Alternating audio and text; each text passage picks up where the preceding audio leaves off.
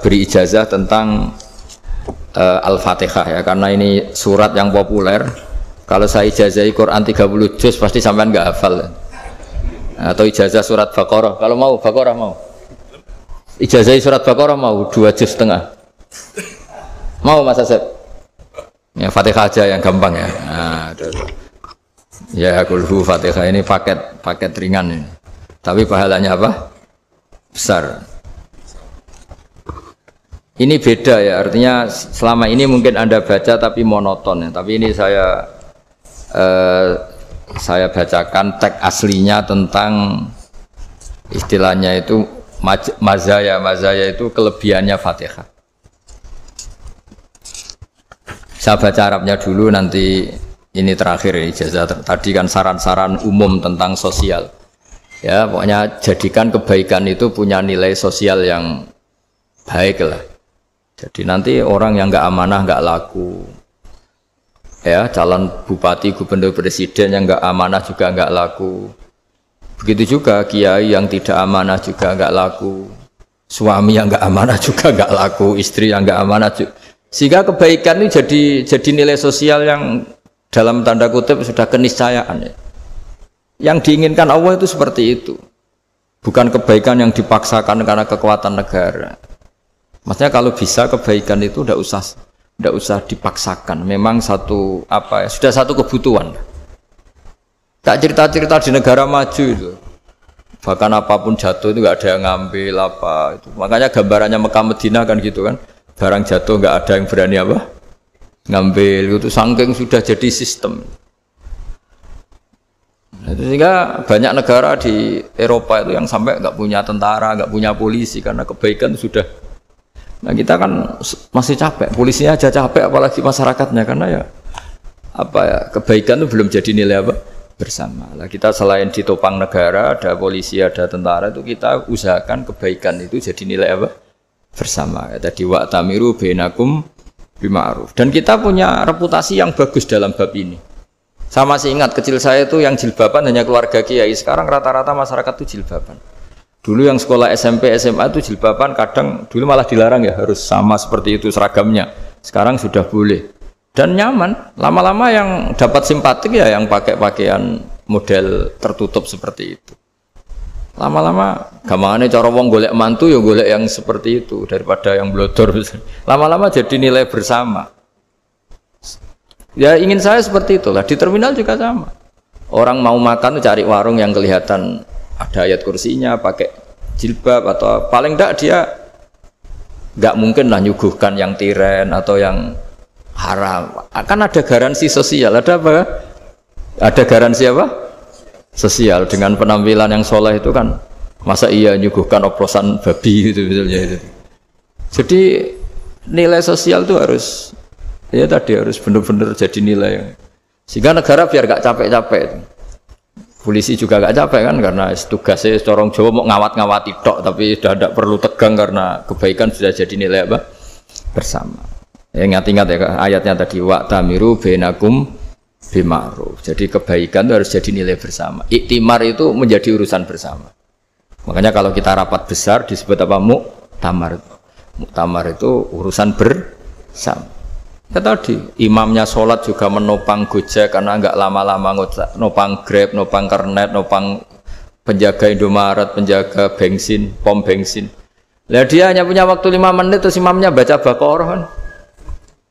Iya imamnya mursyid, mungkin dia tambah lama tambah dapat aplaus dari muhibbinnya, tapi makmumnya dia tambah lama tambah dapat penghormatan dari pecintanya, tapi kitanya wah khusyuk wali kan, dia dapat status naik lah. Kita yang sudah tidak ikut jadi wali diganggu apa pekerjaannya. Kalau ada imam seperti itu sampai mufaroqah saja, niat ya Allah sampai sini saja saya makmum orang itu, silakan orang itu punya urusan sendiri dengan jenengan ya sudah, atau salib saja apa. Nah, itu boleh kalau dalam fikih namanya apa mufaroqah. Mufaroqah itu niat, tapi kamu jangan langsung selonong mufaroqah, niat dulu pamit sama Allah bahwa sekarang mau mufaroqah. Tapi ya jadi sholat yang aneh kan, imamnya masih rukuk, kamu terus sujud, terus apa-apa selesai ya. Mungkin dalam pandangan itu orang lain ini maksudnya makmum gimana ini kok begini. Tapi sudahlah Allah Maha tahu. Insya Allah dimaklumi. Ya saya baca tentang Fatihah ya, karena sampean pasti sering baca Fatihah. Supaya apa? Sekaligus jadi jimat lah gitu. Jadi kalau kamu sering di jalan-jalan yang mungkin sepi atau mungkin kan tidak semua teman Grab itu nasibnya bagus yang di Semarang Jogja. Mungkin yang di Kalimantan di Papua kan ada yang 10 kilo gak ketemu rumah, ya kan? Ya lihat di TV-TV itu kan kasihan kan. Sudah 10 kilo gak ketemu rumah, penumpangnya kewekar preman tuh kan. Ini makan orang enggak kan gitu. Kan ujiannya dua.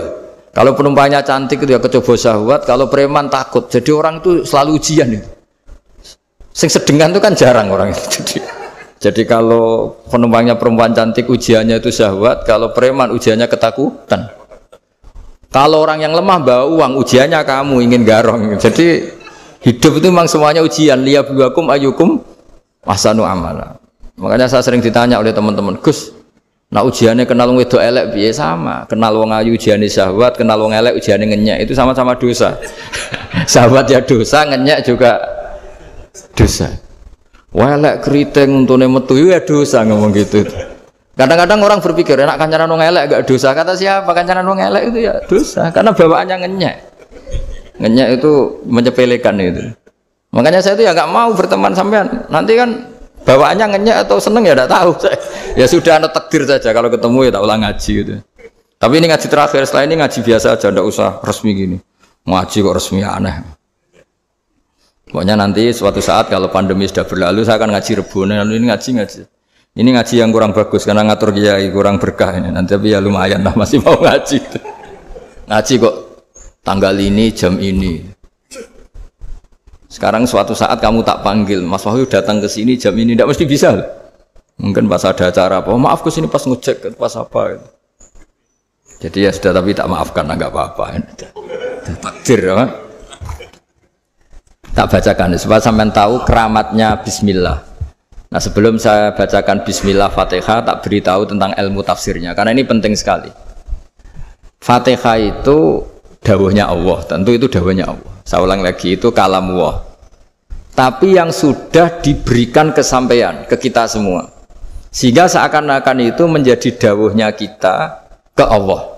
Jangan salah loh ya. Fatihah itu dawuh Allah tapi sudah diberikan ke kita.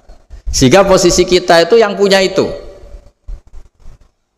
Nah kenapa ini perlu dijelaskan? Karena nanti ada kalimat iyyaka na'budu wa iyyaka nasta'in. Kalau itu masih kalam Allah, berarti Allah ngomong ke kamu, ngendikan ke kamu, kepadamu aku menyembah. Masa Allah menyembah kamu? Nah sehingga ilmu tafsir itu menyelesaikan itu dulu ya. Saya ulang lagi ya, sebelum sampean sering baca Fatihah, aku yakin ya sering baca. Tapi barokahnya tidak paham itu tidak pernah janggal. Enggak paham itu ya penting supaya ada iskal, enggak janggal. Sebetulnya di kalimat itu ada yang janggal. Kalau Fatihah itu kalimatnya Allah atau kalam Allah, bagaimana dengan kata-kata iyyaka na'budu? Masa Allah ngendikan ke kita, kepadamu kami menyembah. Masa Allah menyembah kita?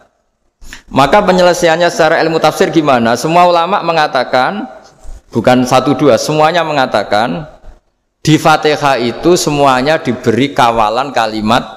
Saya ulang lagi ya, di Fatihah itu semuanya diberi awalan kalimat qulu, katakan wahai hambaku begini. Ya, katakan wahai hambaku begini. Nah, begini ini pelajaran dari Allah yang sudah diberikan ke kita. Terus kita mengatakan bismillahirrahmanirrahim, alhamdulillahirabbil, termasuk kita mengatakan iyyaka na'budu wa iyyaka nasta'in. Jangan bayangkan Allah ngendikan ke kita. Kalau Allah ngendikan kita berarti gini, hei Wahyu, ihdinas siratal mustaqim, tunjukkan saya jalan yang benar. Nah nanti kamu terus, ya Allah, Anda aja minta tolong saya minta tolong siapa kan? Jadi panjang kan? Ya, saya ulang lagi ya. Jadi itu di Ulumul Quran diterangkan gimana? Sebelum baca Fatihah, ya. Fatihah itu kalamullah, ngendikannya Allah, tapi yang sudah diajarkan ke kita dan sudah milik kita, sehingga kalimat itu menjadi milik kita. Tapi ya kalamullah, tetap kalamullah, tapi sudah menjadi milik kita. Udah paham ya? Ya pinter nah. Ya, karena kalau tanpa penjelasan seperti ini Anda akan iskal. Bagaimana Allah iskal itu janggal, bagaimana Allah mengatakan iya anak budu. Kan jadi aneh ya? Ya, jadi tak jelaskan secara ilmiah ya. Jadi kata ulama-ulama tafsir, ayat-ayat Quran seperti ini sebetulnya dimulai dari qulu apa? Meskipun enggak dilafatkan. Itu kan sama dengan qul huwallahu ahad Muhammad. Katakan kalau Tuhan itu satu. Ya namanya Quran itu kan kalam Allah membina nabinya, membina umatnya. Makanya dikatakan atau enggak, di sini tersembunyi kata qulu, katakan. Ya. Jadi ya ibarat apa itu? Kamu ngajari anak kamu lah. Le, panggil jenengan bapak kulo. Itu maksudnya anak itu, kalimat itu kalimat kamu, tapi kamu ajarkan ke anak kamu. Terus anak kamu bilang, Pak jenengan bapak kulo. Nah, ketika kamu mengatakan jenengan, bukan kamu mengatakan jenengan anakku, berarti anakmu itu bapakmu, kan lucu kan? Anak kamu ajari jenengan bapak kulo. Kamu, engkau bapak saya. Terus anak kamu mengulang jenengan atau kamu bapak saya. Berarti itu kalimat yang kamu ajarkan, tapi sekarang sudah milik anak kamu. Kalau itu kalimat kamu kan lucu, masa anak kamu bilang bapak. Nah itu seperti itu. Jadi ulama memberi solusi atau jawaban iya karena abudu.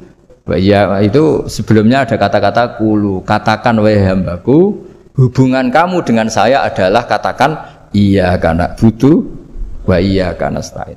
Terus hubungan kamu dengan saya katakan juga dalam doamu ihdinas siratal mustaqim. Jelas ya, jadi itu kalam Allah yang sudah milik kita karena diajarkan Allah untuk kita.